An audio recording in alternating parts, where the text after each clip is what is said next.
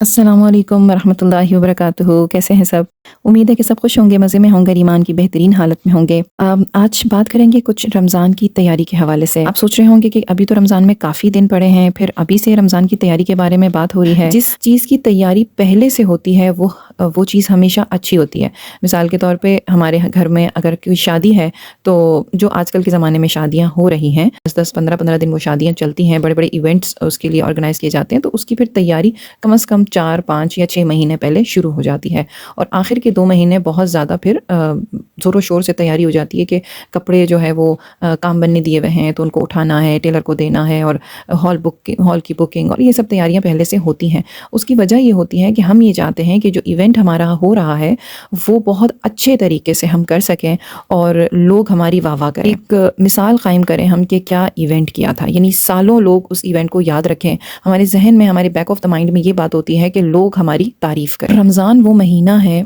जिसमें हमने इस कायनात के रब को खुश करना होता है, उसकी वाह वाह सुननी होती है, उसकी तारीफ़ सुननी होती है। तो उसके लिए भी हमें पहले से ही तैयारी करनी पड़ेगी, पहले से ही अपने आप को प्रिपेयर रखना पड़ेगा और सारी तैयारियां करके रखनी पड़ेंगी, ताकि हमारा रब हमारी वाह वाह करे और उसके असरात हमारे सालों तक चलें। कि जैसे मिसाल के तौर पे सेल लगती है, कोई ये अनाउंस कर दे कि पूरे शहर में दिसंबर के महीने में एक ऐसी सेल लगेगी, सारे ब्रांड्स पे, तमाम ब्रांड्स के सारे आइटम्स पे सेल लगेगी, 70% ऑफ होगा, कि 1000 रुपये की चीज़ आपको 300 रुपये में मिलेगी। तो आप क्या करेंगे? मिसाल के तौर पे अचानक ही अनाउंस हो गया कि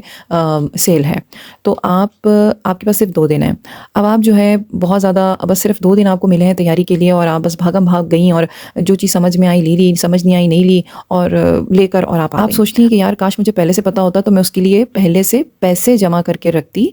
ताकि मैं अच्छी तरह से फ़ायदा उठा लेती इस सेल से। तो अब क्या होगा कि जब अगले साल वो सेल लगेगी, आपको पता है कि हर साल 3 दिन के लिए लग रही है, तो आप अगले साल जो है वो पहले से अलर्ट रहेंगी और पहले से आप उसकी तैयारी करके रखेंगी। और फिर जब वो टाइम आएगा तो आप जाएंगी और आपको पता होगा कि क्योंकि पिछले साल आपको एक्सपीरियंस हो गया, तो आपको पता है कि कौन से ब्रांड्स में ज़्यादा अच्छे कपड़े होते हैं और कहाँ पर ज़्यादा ईजीली अवेलेबल हो जाते हैं। तो आप जाएंगी और वो चीज़ ख़रीद कर और आ जाएंगी, तो आपका टाइम भी बचेगा और बहुत ही ऑर्गेनाइज तरीके से, अच्छे तरीके से आप वो शॉपिंग कर लेंगे। तो इसी तरह से रमज़ान में जो है ना, वो सेल लगती है, नेकियों की सेल लगती है,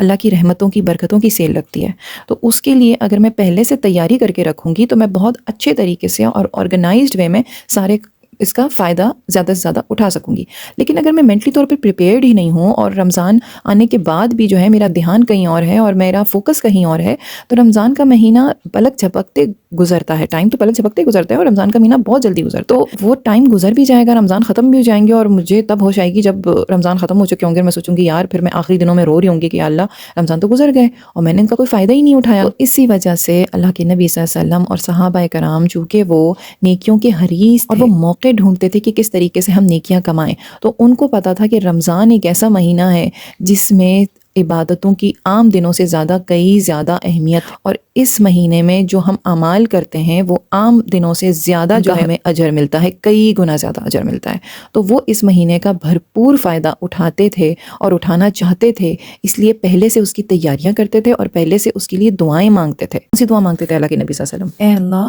तू हमारे लिए रजब और शाबान में बरकत अता फरमा और हमें रमज़ान तक पहुंचा। कितनी प्यारी दुआ है ये। यानी इसमें एक फ़िक्र नज़र आती है इस दुआ में, कि जैसे उनको एक फ़िक्र हो अल्लाह के नबी सल्लल्लाहु अलैहि वसल्लम को, कि कहीं ऐसा ना हो कि रमज़ान का इतना जो एक बाबरकत और इतना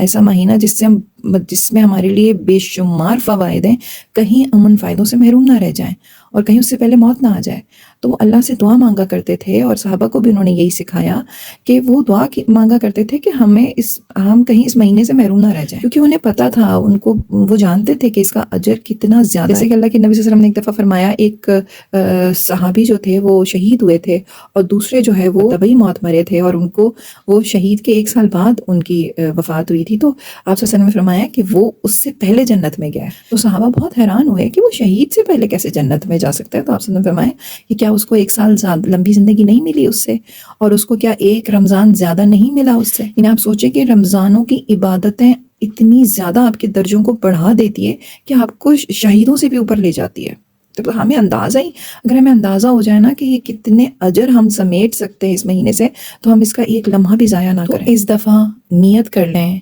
اور پختہ ارادہ کر لیں اور فیصلہ کر لیں کہ مجھے ان رمضانوں سے بھرپور فائدہ اٹھانا ہے اور بہت زیادہ عبادتیں کرنی ہیں انشاءاللہ، اور ہر چیز کو پہلے سے پلان کریں، مجھے کرنا کیا ہے اور کس طرح کرنا ہے، پریورٹی سیٹ کرنی ہے۔ اگر آپ کی عید کی شاپنگ آپ رمضان سے پہلے ہی کر سکتی ہیں تو بہت اچھی بات ہے،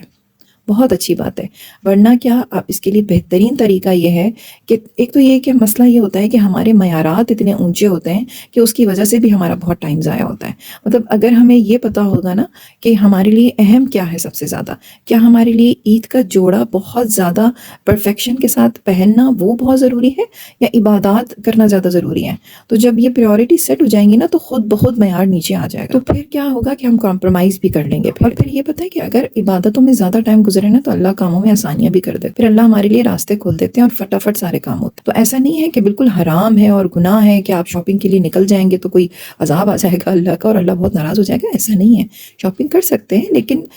کم سے کم وقت اس میں صرف ہو تو اچھی بات ہے، تاکہ زیادہ سے زیادہ ٹائم عبادت میں گزرے۔ اور پھر یہ بھی ہو سکتا ہے کہ جب شاپنگ پہ جا رہے ہیں تو اپنا ذکر کرتے رہیں، اذکار پڑھتے رہیں۔ مسئلہ تب آتا ہے جب ہم پورا مطلب آخری عشرہ جو ہے پورا بازاروں میں گزارتے ہیں اور ہمیں تراویحوں کی ہوش نہیں ہوتی ہے اور ہم پورا رات جو ہے وہ بازاروں میں گزارتے ہیں، لیکن اگر ہم صحیح طریقے سے کم وقت میں بلا وقت کو ضائع کیے بازار جاتے ہیں اپنی فیملی کے ساتھ، شوہر ہے، بچے ہیں، یا ویسے فیملی کے ساتھ جاتے ہیں، دن کے وقت ہم نکلتے ہیں اور شاپنگ کرتے ہیں تو ہمارا ایک اچھا ٹائم فیملی کے ساتھ اسپینڈ ہو رہا ہے، تو یہ بھی عبادت ہے، اس سے بھی اللہ تعالیٰ خوش ہوتے ہیں، کیونکہ عید بھی تو اللہ ہی نے دی ہے نا ہمیں۔ عید ہمارا خوش ہونے کا ایک ذریعہ ہے، خوش ہونے کا تہوار ہے ایک، تو اس کے لیے تیاری بھی ہمیں کرنی ہے۔ ہاں، رمضان سے پہلے کر لیں اگر اللہ نے استطاعت دی ہے اتنی، لیکن اگر بالکل وقت نہیں مل سکا یا پیسوں کی تنگی تھی نہیں کر سکے، اب رمضان میں اللہ نے وہ کر دیا انتظام، تو آپ بھلے رمضان میں بھی جائیں لیکن دن میں جائیں، بازار سے اپنا خریداری کریں، شاپنگ کریں، کوئی اس میں برائی نہیں ہے، کوئی گناہ نہیں ہے۔ اگر آپ تہوار بنانے کے لیے بچوں کے ساتھ جا رہی ہیں، بچوں کو کپڑے دلا رہی ہیں، تو اس میں کوئی برائی نہیں ہے، کوئی گناہ نہیں ہے۔ گناہ تب ہوگا جب آپ کا پورا مطلب رمضان کا آخری، بالکل پورے رمضان کا ویٹ کرتے رہتے ہیں اور آخری عشروں میں نکلتے ہیں اور پوری رات پھر مطلب مغرب سے جو نکلے ہیں تو عشاء تک اور پھر رات دیر تک جو ہے وہ پھر شاپنگ ہی ہوتی رہتی ہے، تو اس سے آپ نے بہت زیادہ محتاط رہنا ہے کہ یہ آپ نے نہیں کرنا، کیونکہ تراویح ضروری ہیں پڑھنا رمضان میں، بھلے فرض نہیں ہے لیکن بہت زیادہ افضل ہے، بہت پسندیدہ ہے۔ تو یہ ہے ہی مہینہ عبادت کا، ہے ہی اصل میں عبادت کا، لیکن ہاں تہوار بھی اللہ کی طرف سے خوشی ہے، اگر اس کے لیے تیاری بھی کر رہے ہیں تو کوئی ایسے اتنا بڑا کوئی مسئلہ نہیں ہے کہ بالکل جا ہی نہیں سکتے بازار۔ کوشش کریں دن میں جائیں، مغرب سے پہلے گھر آ جائیں۔ اگر افطاری باہر بھی آ گئی ہے اور افطاری کچھ باہر بھی کھا لی صاف ستھرا طیب کھانا، تو اس میں بھی کوئی اتنا بڑا مسئلہ نہیں ہے، لیکن بس یہ ہے کہ خیال ہمیں بس یہ ہونا چاہیے کہ زیادہ سے زیادہ وقت ہمارا عبادت میں گزرے۔ اب جو رمضان میں ہمیں کرنا کیا ہے اس کے حوالے سے تو میں الگ سے ایک لیسن انشاءاللہ لیکچر ریکارڈ کروں گی، اور وہ میں رمضان سے کے آخری ہفتے میں انشاءاللہ 3-4 دن پہلے اپلوڈ کروں گی، تاکہ اور گروپ میں شیئر کروں گی تاکہ وہ ذہن میں تازہ رہے۔ یہ نہ ہو کہ ابھی سے ہم باتیں سن لیں پھر رمضان تک ہم سب بھول چکے ہوں، تو جب جس چیز کا موقع ہوگا تبھی انشاءاللہ شیئر کیا جائے گا۔ ابھی اس وقت کرنے کا کام میرے لیے کیا ہے، یہ ہے میرے پاس بہت کم دن ہے، کاؤنٹ ڈاؤن شروع ہو چکا ہے، رمضان میں 2 ہفتے سے بھی کم رہ گئے ہیں، مجھے مینٹلی طور پہ تیار رہنا ہے، شعور بیدار کرنا ہے، اپنا کمر کسنی ہے، تیار رہنا ہے، اپنی صحت کا خیال رکھنا ہے، دعائیں بہت زیادہ کرنی ہے کہ میں انشاءاللہ اس دفعہ یہ رمضان میرے بیسٹ رمضان ہو، میں ان کا بھرپور فائدہ اٹھا سکوں۔ اور سب سے بڑھ کر جو مجھے کرنا ہے نا وہ یہ کرنا ہے کہ اپنی زندگی سے غیر ضروری تمام چیزوں کو نکال کے پھینک دینا ہے۔ ہر وہ کام جو آپ کو ڈی فوکس رمضان کا فائدہ اٹھانے سے آپ اس کو اپنی زندگی سے نکال دیں، بھلے کچھ عرصے کے لیے نکالیں، بھلے ایک 1.5 مہینے کے لیے نکالیں، لیکن نکال دیں۔ دیکھیں ہم بات کر چکے ہیں نا کہ ہر وہ کام جو ہمیں ہمارے مقصد کے قریب لے جائے وہ ضروری ہوتا ہے، امپورٹنٹ ہوتا ہے، اور ہر وہ کام جو ہمیں ہمارے مقصد سے دور لے جائے وہ غیر ضروری ہوتا ہے۔ تو غیر ضروری تمام کاموں کو اپنی زندگی سے اکھاڑ کے پھینکنا ہے، ٹھیک ہے، اور فوکس کرنا ہے، پورا شعور کو بیدار کرنا ہے کہ رمضان آ رہا ہے، اس کی تیاری کرنی ہے اور بہت زیادہ دعا کرنی ہے۔ دیکھیں اللہ کے نبی صلی اللہ علیہ وسلم نے بہت مشہور حدیث ہے، دوبارہ یاد دلا دیتی ہوں کہ جبرائیل امین جو ہے انہوں نے فرشتوں کے سردار نے بد دعا دی 3 لوگوں کے لیے۔ ایک وہ جو اللہ کے نبی صلی اللہ علیہ وسلم کا انہوں نے فرمایا کہ جو آپ کا نام سنے اور اس پہ درود نہ پڑے وہ ہلاک ہو جائے وہ شخص، آپ صلی اللہ علیہ وسلم نے فرمایا آمین۔ پھر انہوں نے کہا کہ جو اپنے والدین میں سے کسی ایک کو یا دونوں کو بڑھاپے میں پائے اور ان کی خدمت کر کے جنت نہ حاصل کرے تو وہ بھی ہلاک ہو جائے، تو آپ صلی اللہ علیہ وسلم نے فرمایا آمین۔ پھر فرمایا کہ جو رمضان کا مہینہ پائے، ہلاک ہو جائے وہ شخص جو رمضان کا مہینہ پائے اور اس میں اپنی مغفرت نہ حاصل کر سکے اللہ سے، تو آپ صلی اللہ علیہ وسلم نے فرمایا آمین۔ تو اب دیکھیں کتنے بدقسمت اور بدبخت ہوں گے وہ لوگ کہ جو یہ مہینہ پائیں اور اس میں اللہ کی بخشش حاصل نہ کر سکیں۔ تو ہمارا مقصد کیا ہے؟ ہمارا مقصد ہے رمضان کے ذریعے سے اللہ کی رضا حاصل کرنا، جنت کا حصول، جہنم سے نجات اور اللہ کی مغفرت۔ تو یہ مقصد ہے ہمارا۔ اس مقصد کے لیے ہمیں جو کچھ بھی چھوڑنا پڑے ہم چھوڑیں گے، ہمیں کوئی بھی قربانی دینی پڑے ہم پیچھے نہیں ہٹیں گے، اور ہم انشاءاللہ اللہ کے لیے حاضر ہیں اور اس مہینے کا بھرپور فائدہ اٹھائیں گے انشاءاللہ۔ بس اللہ مجھے بھی اپنے دعاؤں میں یاد رکھیے گا، میں بھی آپ کے لیے دعا کروں گی، اللہ تعالی ہم سب کو استقامت عطا کرے اور رمضان کے مہینے کا بھرپور فائدہ اٹھانے کی توفیق عطا کرے۔ السلام علیکم ورحمۃ اللہ وبرکاتہ۔